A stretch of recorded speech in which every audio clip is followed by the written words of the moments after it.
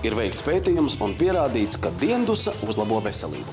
Tā vien liekas, ka gaidot nākamo sižetu, es arī nedaudz nosnaudīšos. Sanitas Uljānes grāmatvedības pakalpojumi. Biznes, grāmatvedība, risinājumi. Atbalsts jaunajiem un topošajiem uzņēmējiem no idejas līdz mērķu sasniegšanai. To, ka Sanita Uljāne reiz strādās ofisā, viņa zinājusi jau bērnībā. Mājā, kurā viņa dzīvojusi, notikusi visa kantora rosība. Sanitai bija iespēja tur iegriezties un spēlēties ar dokumentu veidlapām, skaitāmajiem kauliņiem un rakstām mašīnu. Skolas laikā, kad nolēmu mācīties par grāmatvedi, tad sapratu, ka man tas tiešām patīk un interesē un arī labi padodas.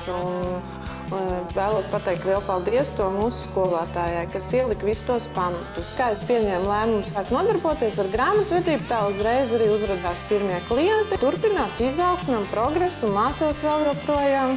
Viņas darbs nebeidzas tikai ar grāmatvedības datu apstrādi un atskaišu sagatavošanu.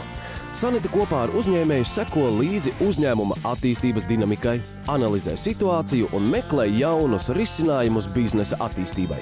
Teiksim tā, cilvēks uzreiz jau nevar saprast, vai viņam jādibina SIA, vai varbūt no sākuma vienkārši pastrādāt kā pašnodarbinātāja personai, jo nodokļi un tie līkuma muļķekļi ir diezgan sarežģīti, un parastam cilvēkam, kas varbūt ir ar savu ideju, varbūt bieži vien ar kaut kādu radošu profesiju, ja, viņš nespēja iedziļināties tajā, un tāpēc ir liederīgi visu no sākuma to izrunāt, un tad jau ķerties pie darbiem.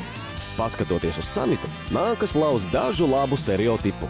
Grāmatvedis nebūtu nav cilvēks ar brillēm un sliktu humora izjūtu. Labam grāmatvedim droši vien jābūt ir precīzam, zinošam, jāpārzina nodokļi, jāpārzina likumi, ministru kabineta noteikumi, jāseko nemitīgi līdzi izmaiņām.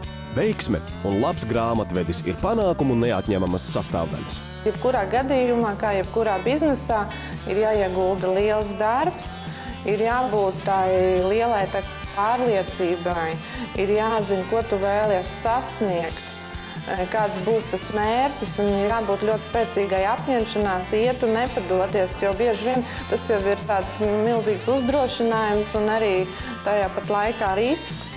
Un bailes iziet no savas komforta zonas, un tas ir diezgan grūti brīžiem. Bet, kad solīt pa solītim, un tā tik uz priekšu. Mācēt piecelties, mācīties no savām kļūdām, nenokārt degunu.